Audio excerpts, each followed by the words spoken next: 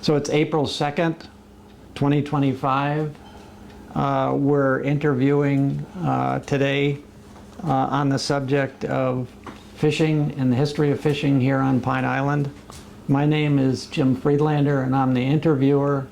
The person doing the recording is Steve Russell, and I'll let the interviewee, the person we're interviewing today, interview himself. I'll interview myself. Huh? Yeah, I mean, give us your name. Steve Poppell. Steve Poppell. Yeah. Great. Thanks a lot, Steve, for doing this. So, Steve, can you tell us a little bit about your history, how you ended up here on Pine Island, when that happened? Well, I was born in Punta Gorda. Okay. First of four boys. And we were living in Boquilla at the time. And my first few years was growing up in Boquilla. I mean, you could run up and down the beach there. There was nobody fishing on the pier. You know, it was just a pier. Yeah. Yeah. What period are we talking about? What year? Well, I was born in 48. Okay. Yep. So this would be the early 50s? Yeah. Yeah. Early 50s. And then my dad bought he ran a fish house down there. In Boquilla? One of the dealers, yeah. Okay. And while we were living there. And at one time we actually lived in the fish house. There was a separate, like, apartment. I can barely remember that, but I can remember Daddy putting us in a fish basket when we would misbehave and hang us over the water. It would make you feel like he was going to take you down there. Back then you didn't have electric lifts. You had, you know, your manual block and tackle. But anyways, that was a good life, and he bought a canal lot down here in Boquilla off Portobello for $800. Amazing. Of course, it was undeveloped, Yeah. but, you know. But then they decided we would move to the center because he could buy 5 acres up there for that. At the center, and that's where Mom's house is right now. Right. You know, where she so lives. he sold the canal lot for what he had in it and bought the property up there. And gradually he sold some of that off, and that's where Mom's house is right now. So did you go to school here? Oh yeah. I went to Pine Island Elementary. Wasn't open yet. Right. I went Pine Island Elementary when I got into the 6th grade. That's the year that it opened. And I got to spend about half a school year there, and then it was off to junior, senior high school. Where was your school? I went to J. Colin English. Up off Pine Island Road, up by Merchants Crossing in that area in there. Oh, okay, so you had to bus over there. Oh yeah, and it was a long bus ride. They didn't care about people on Pine Island. You were the last to be serviced. You know, it was a long bus ride. Even in high school, it was a long bus ride. They would take you'd get on the bus and they'd go everywhere else, and then they'd come out to Boquilla, Pine Island. It was, and no air conditioning in those days. Those school buses were hot. Yeah. When did they build when did they dig the canals? For what? Well, like you said, your father had a canal lot. Well, before I knew anything about it, it was Knight Brothers and Knight affiliates. Robert Knight and some of his relatives and stuff actually dug the ones in Boquilla. Oh, okay. Yeah. Yeah.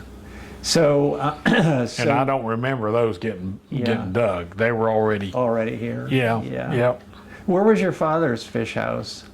Well, he worked for one of the fish dealers, and it sat on the water there in the back bay. Oh, okay. Of Boquilla. There were like 3 of them. There are 3 different fish dealers. We used to have 7 or 8 or 9 fish dealers out here on the island, and I mean the island was full of family-oriented fishermen. You know, a lot of them, and everybody knew everybody. Yeah, I gather. Yeah. Yep. So how and when did you actually start fishing? Well, my dad used to take us fishing with him a couple times in his boat. And then he would take me and my brother that's closest to my age. He would take us and turn us loose in the skiff, and we would go back and forth along the woods catching mullet while he would go out and catch trout or whatever, and then he'd come back and get us, you know. But my other brothers didn't pursue it that much. But me, I loved every minute of it. Even the mosquitoes. You can't imagine how bad the mosquitoes were then. I can't imagine. No, and we didn't have battery-powered lights. We had Coleman lanterns. Yep. You know, and they were hot because they were back there on the stern of the boat where you could see what you were doing. And your insect repellent was some stuff called 612. Remember that? It was so potent it had to be in a glass container. They couldn't put it in a plastic bottle. So were you doing this at night? Mostly at night. Mostly at night, yeah, because I heard you say you were using lanterns. I didn't realize that. Yeah. You had fishermen that liked the daytime to fish with, you know, mostly mullet, and you had the other fishermen that liked the nighttime, which I always preferred it. There was less traffic. There was you generally the competition wasn't there, and I just liked fishing at night a lot better. Can you describe your fishing gear and your boat a little bit? Back in those days, you usually, in the beginning, you were partners with somebody because you would generally have somebody that had an inboard and they towed skiffs with the net on it.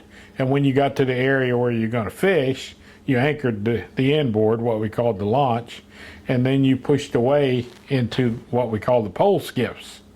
And when you found the fish, then you put the ends of your nets together, and one guy went this way and the other guy went that, and you made a big circle, you know, and then you come inside that circle, and that's how you caught your fish. And they were gill nets. Yeah, they were gill nets, and you had multiple sizes so you could eliminate bycatch. Gill nets had very little bycatch because we always targeted a specific species or size of fish. So for mullet, we had to have like 5 different nets because as it went through the seasons, the fish changed, you know. And they hung from floats? Is that the way they work? Well, you had a lead line that held it on the bottom, and then the cork line held it up to the top. It was used corks? Yeah. Yeah, okay. Yeah. Because and then come the invention of what we call the kicker boat, where you had a motor up in the bow, an outboard. I still see a few of those around. Oh yeah. And they started becoming popular, and things changed over to where you hardly saw anybody with a pole skiff anymore because you had a complete self-contained fishing boat. You know, you had your net back there. You didn't have to pole the boat. You had a outboard in the front, and you had your ice box in the middle, and you just got in the boat and went fishing. Is that what you had? Yeah. Yeah. Yep. So you mostly were a net fisherman, right? Yeah. And then I got into shrimping a little bit, and I fished offshore just a little bit, just kind of phasing into it, you know. But when did that start to happen? that was before the net ban. It was whatever it took to keep things moving and to make a living. Right. You know, I've even been known to go pour concrete.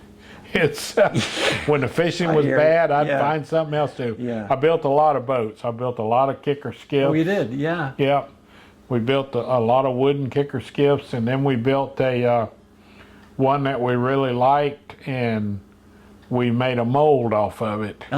And started building fiberglass skiffs. Oh, really? Right here under the house. Oh, wow. Yep, and we built 30 of those. Are there some still around? Yes, there are. Yeah. Do you know where I could find one? I'd love to get a picture Oh, of one. not offhand, because so many of the guys have scattered to the winds.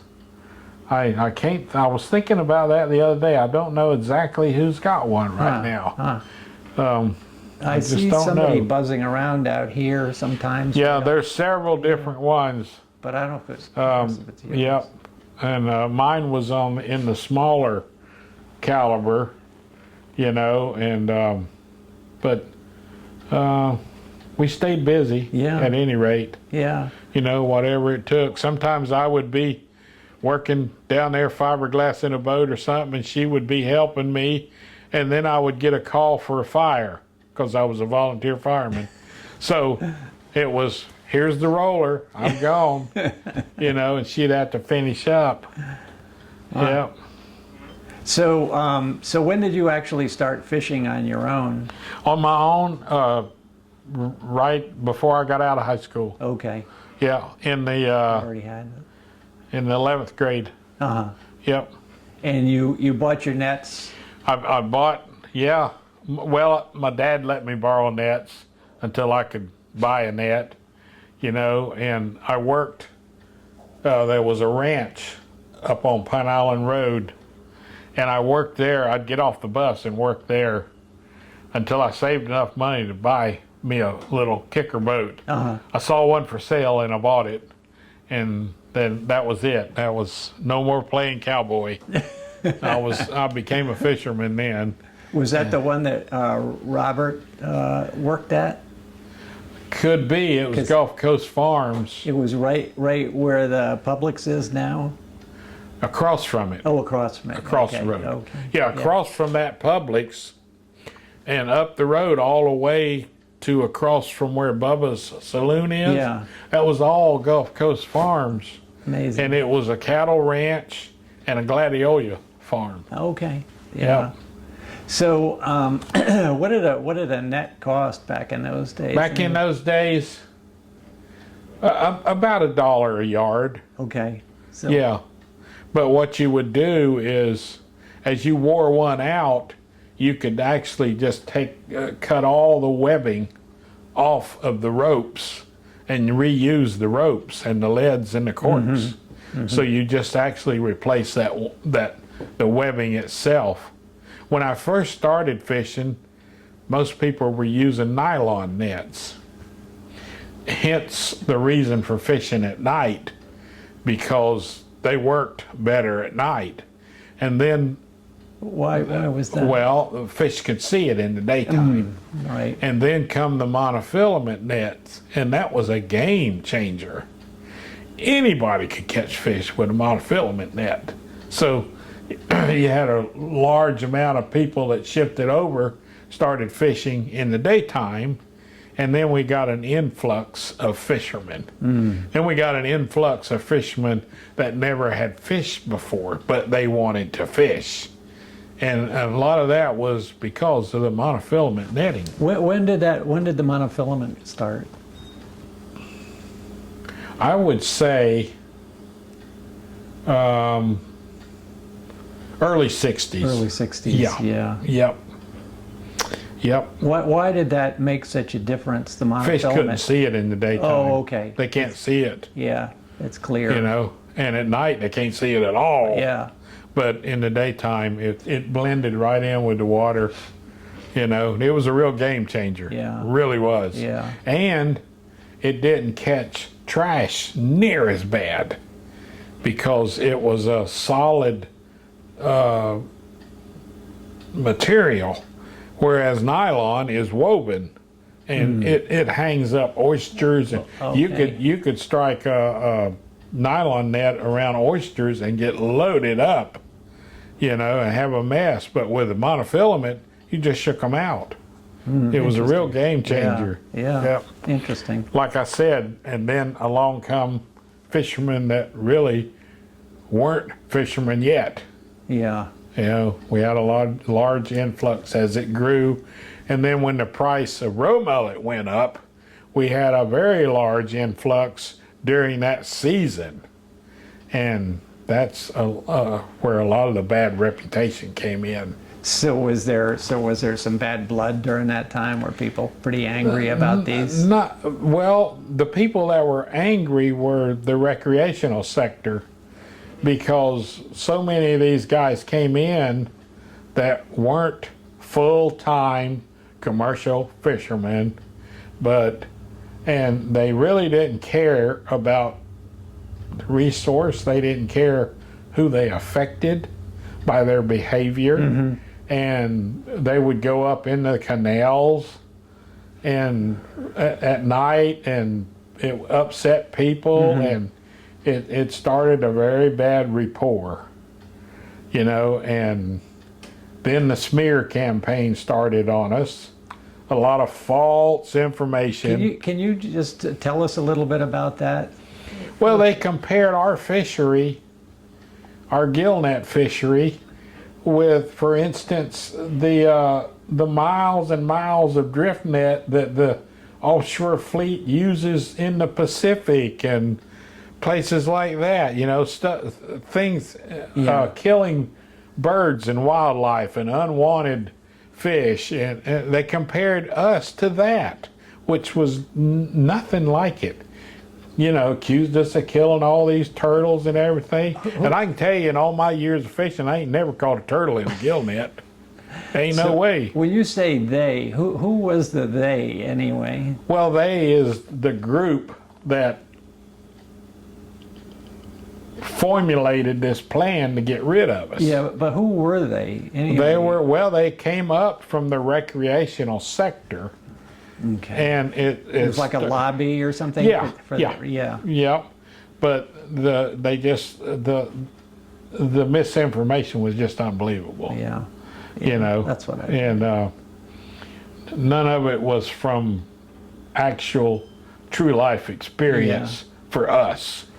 You know, it hurt us really bad. Yeah. It wasn't right. And what did the local fishermen, the guys that were full-time like yourself, what did you do about it? Was there anything? Well, we fought it. We put up as much good information as we had, you know, but we were told to start with at one of the meetings that if it ever went to a vote for an amendment, that we would surely lose, you know, and that was made. That statement was made by the state legislature committee that was overseeing things. This was all at the state level, not at the county level. This is all at the state level. Yeah. Okay.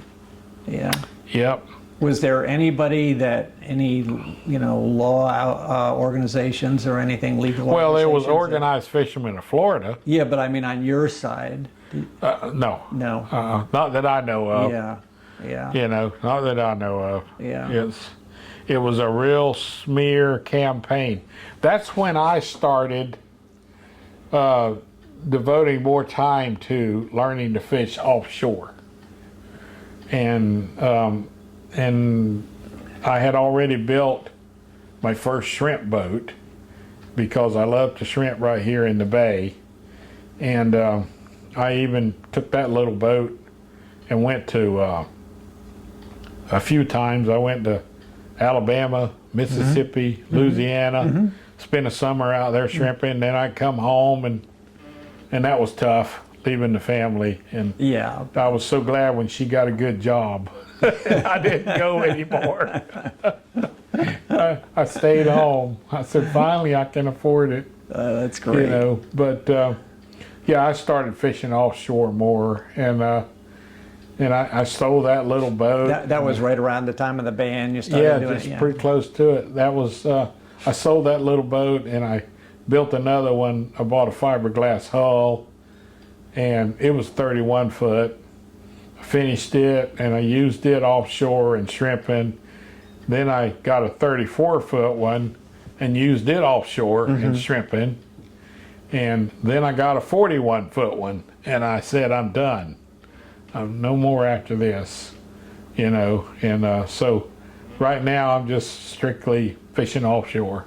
Can you tell us a little bit about shrimping? I don't know much about it. Shrimping is here it's at night. Okay. You know, there have been occasions where we had a couple of years where we caught shrimp in the daytime, but we would shrimp at night and then we'd sell them right here. You know, retail them right at home because you had a good fresh product, no preservatives, you know, and I have a rig that goes on the boat and you tow trawl doors and a shrimp net. Okay. Yep. And it's just a finer mesh. Yeah, Yeah. it's a small mash. Yeah. Yeah, it's only 1 5/8 stretched across. Is it like a purse seine net?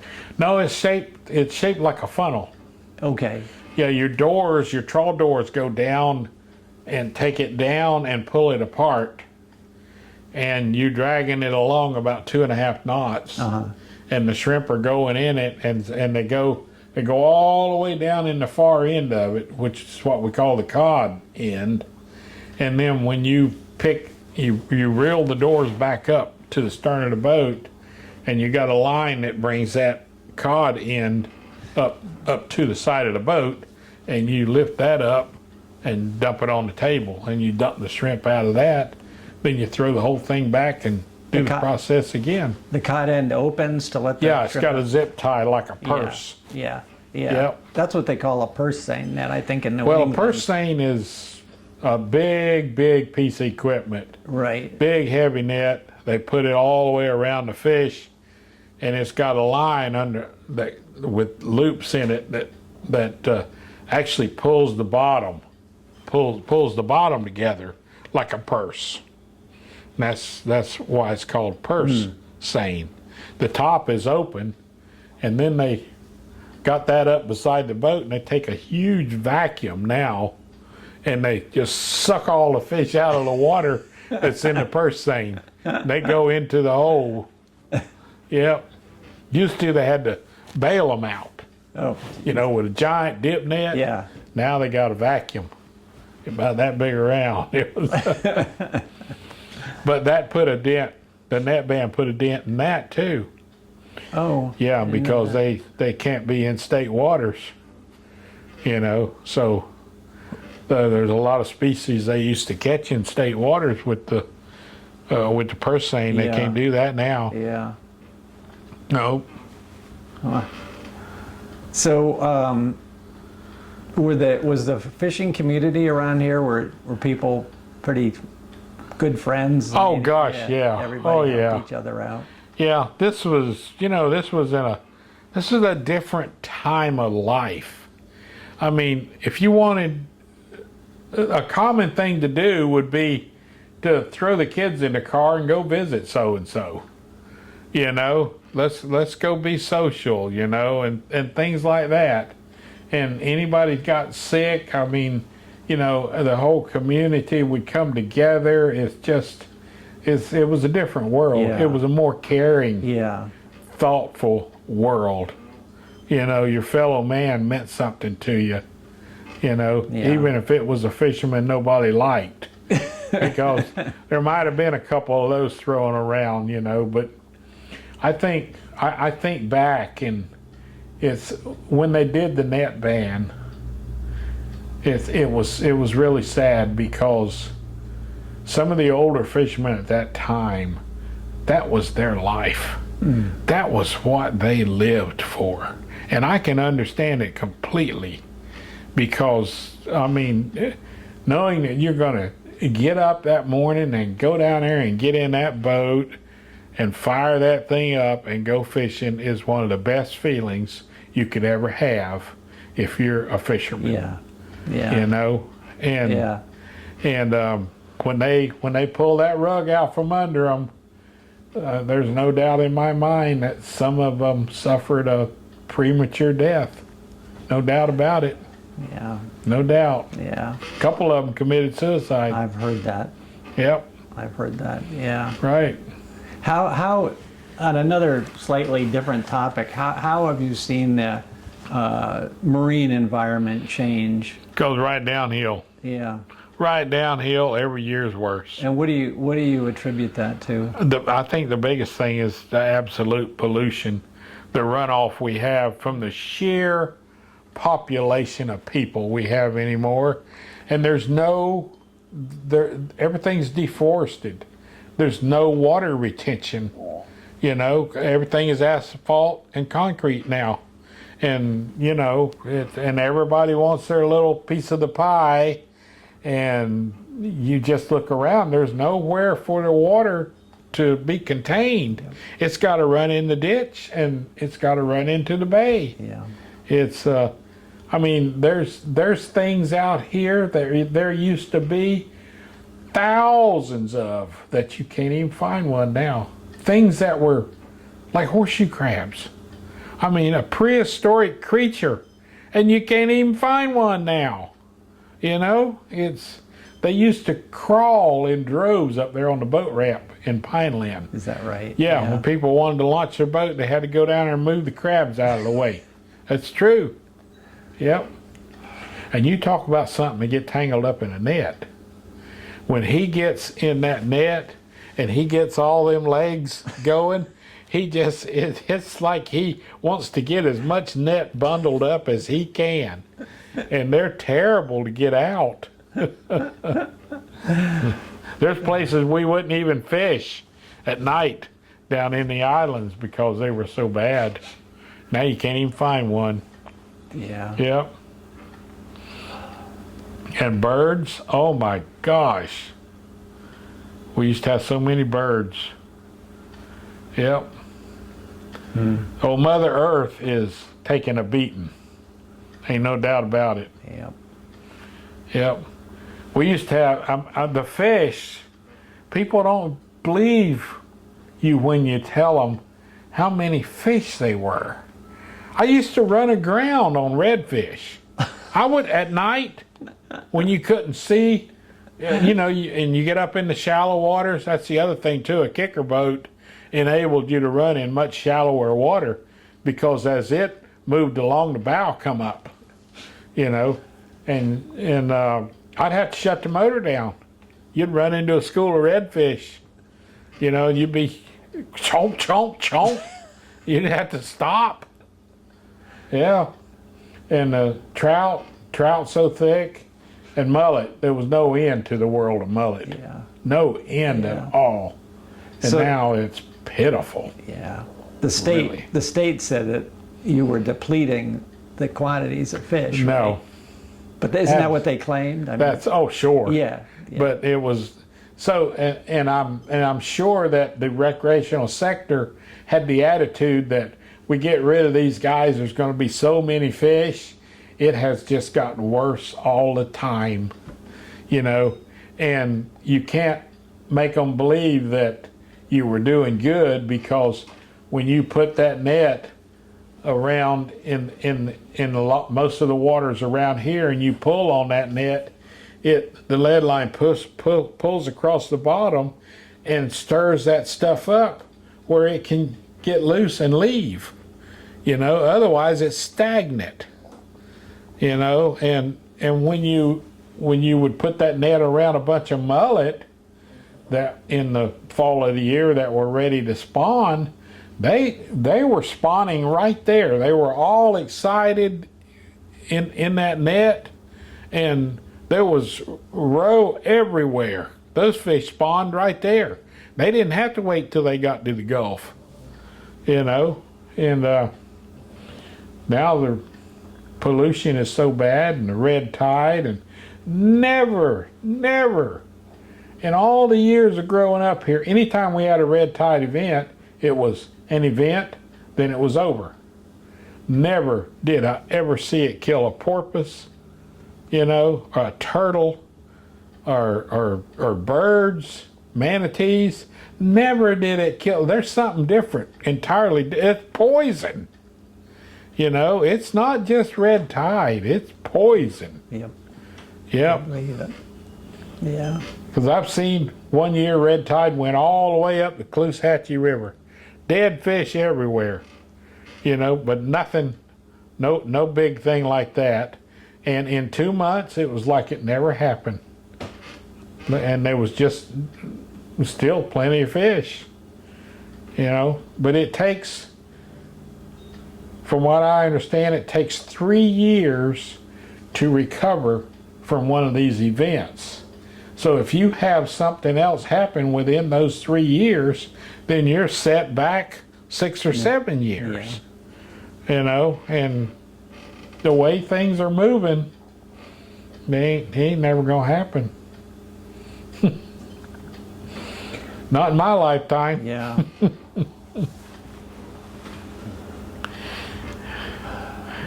Is there anything else you'd? Not much of anything. You Yeah. know, you can. It's sad to look back at what we had I'm hearing that. and see what we have now. Yeah.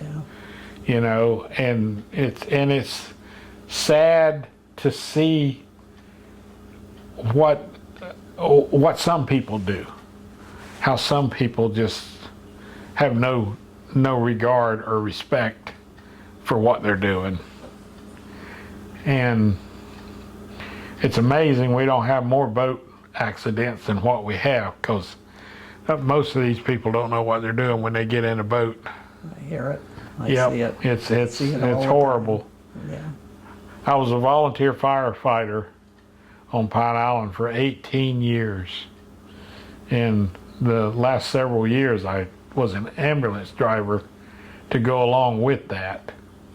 And then we started phasing in paid people, and we sold the ambulance to the county, and finally I got out of it because I wasn't really needed, and other things were going on. So, but the island has changed so much. It's everybody wants their little piece of pie, you know. And this thing with the bridge is stretched it to the limit, I tell you. Yeah. And these, I'm sorry, you're complaining. You just got here.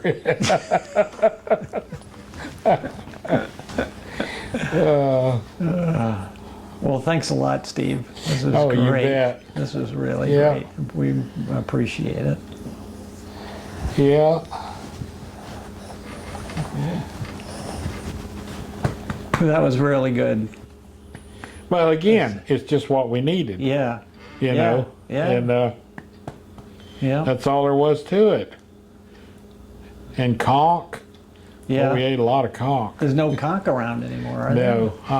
I don't see any. There conch. never was that particular kind here that they have down in the Bahamas and stuff. All we Yeah. have here are just common whelk Whelk, yeah. type Yeah, conchs. yeah. That's You what we know. have in New England, and a Yeah. lot of the guys, well, I don't know about a lot of the guys, but some of the guys that used to lobster got into that, because the lobster, Uh-huh. you know, the lobster's dead where we are in Connecticut. It's all, you know, the water's too warm. There's no more.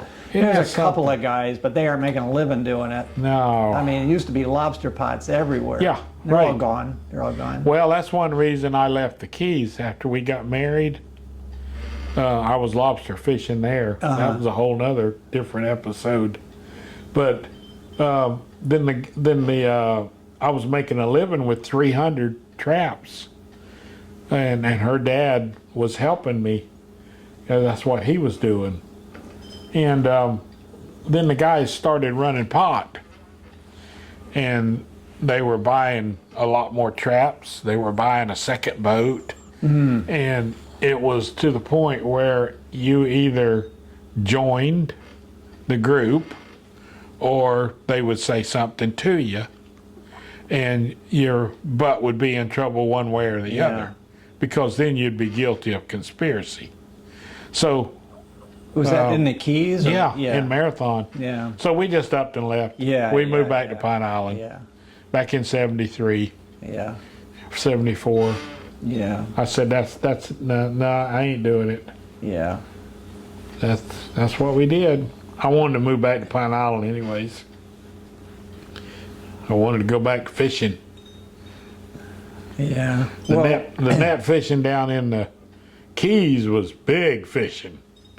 I mean, you know, you'd go after mackerel and you'd come back with 20,000 pounds. And then you got to deal with them. And back in them days, you had to gut them too. after you got them out of the net, you had to cut them. Oh, wow. Oh, Man. it was grueling. Yeah. Yeah. Yep. When you were shrimping, did you have a stern man with you, or did you? No, No, you did it almost alone. all by myself. Wow. Yep. Wow. I set the boat up that way. Yeah. And how about by when you were myself. mullet fishing? Was it the same? Yeah. Same, Yep. yeah. By myself. Yep. Yeah. Amazing. And same A lot of way, work. same way fishing offshore. This is the first year I've actually taken somebody with me.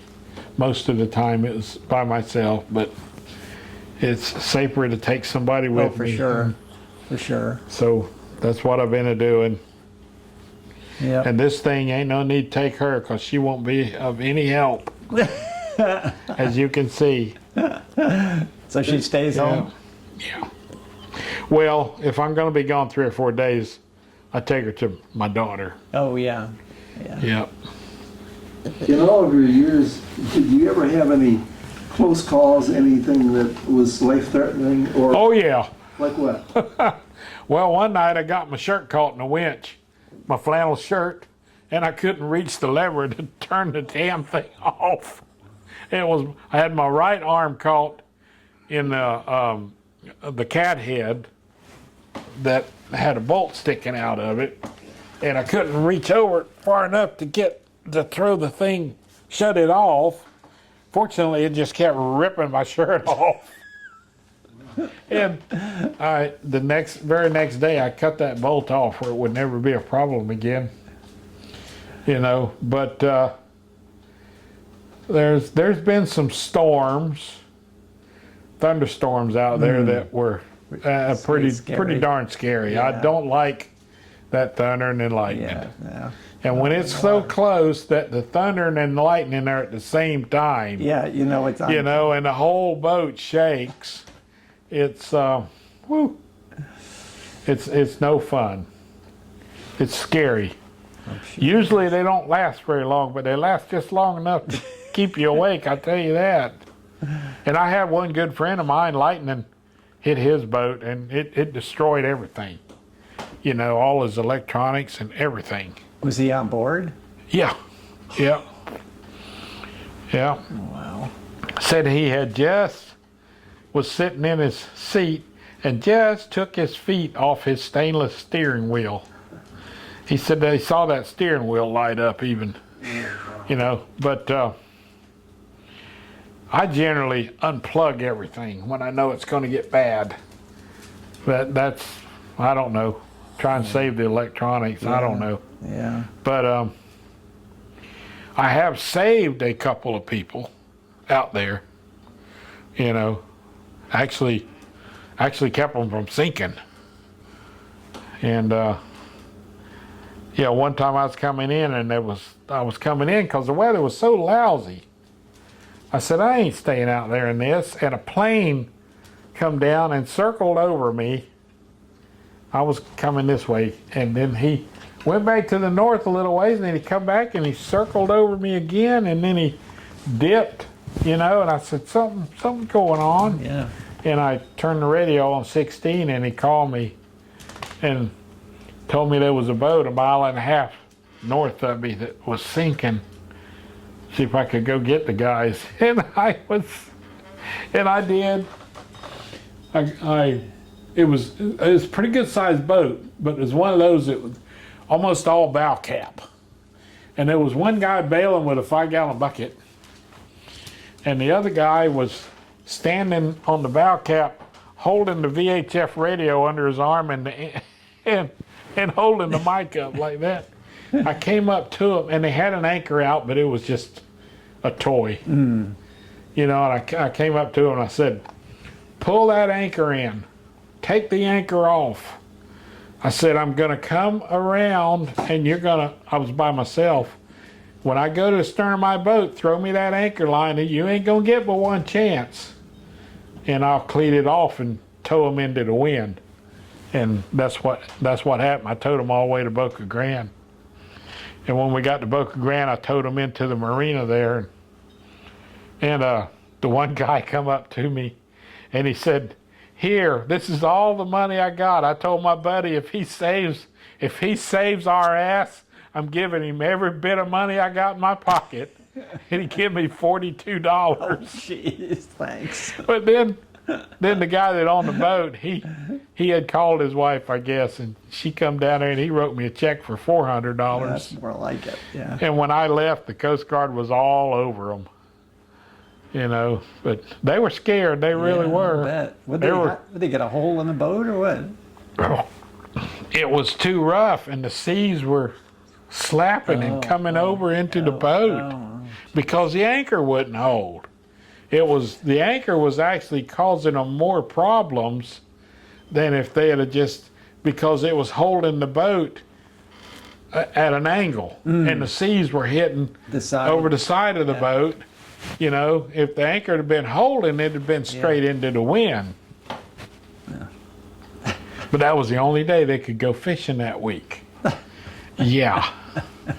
And another time, though, short story, my neighbor that used to live over here, I took him and his friend that used to live over there and a couple other friends out that were from New York. Just took them out for the day fishing. And it was nasty. And the old guy that was over here, he was standing in front of me. Where you walk down into the forward cabin, he was standing on the steps to go down there with his arms up on the console like this. And I told him, I said, Harry, that's not a good place to stand. I said, I'm coming around into the seas. I said, you need to be somewhere steadier, you know. And he said, oh, no, I'm all right. And the boat come up like this. And when it went down, he braced himself like this, but he couldn't hold himself. And his weight was up here, and then it went down. And he had an old-fashioned pin in his hip. And it was the kind that was like a door latch. And when his legs stretched, it pulled it out, and when it come back down, it missed the little hole and went out like this. And so we had to go in, and it was a rough ride getting in, and the youngest guy was a state trooper from New York. And he kept him from going into shock, and that was terrible. Yeah. Yep. Sounds pretty scary. And the old guy was a retired IRS agent. And my buddy that lived here, he told him, he says, don't even think about trying to sue Steve. He says, if you even think about trying to sue him, he says, I'll make sure you don't live when you get to the dock. Wasn't my fault. You know, but I don't carry liability. Yeah. Can't afford it. You know, it's... The old guy was miserable, though. He was hurting. And it's because those two guys from New York, when we got out there and the weather turned crappy, I looked at both of them. I said, because I knew they brought a lunch, I said, you didn't bring no bananas, right? No bananas. Yeah, we got bananas. I said, well, you better get rid of them right now. And they each had a banana and they ate it, you know. And I said, well, that's probably not going to work, but at least they're out of sight. Explain to Steve what the deal is with bananas. It's bad luck. Take bananas on a boat. You know, it's bad luck. Take bananas and talk about gators. I wonder how that Alligators. started. I wonder how the banana thing started. I've heard that. Probably some old fisherman slipped on a banana peel.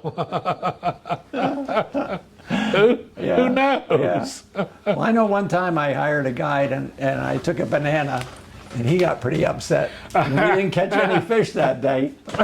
That thing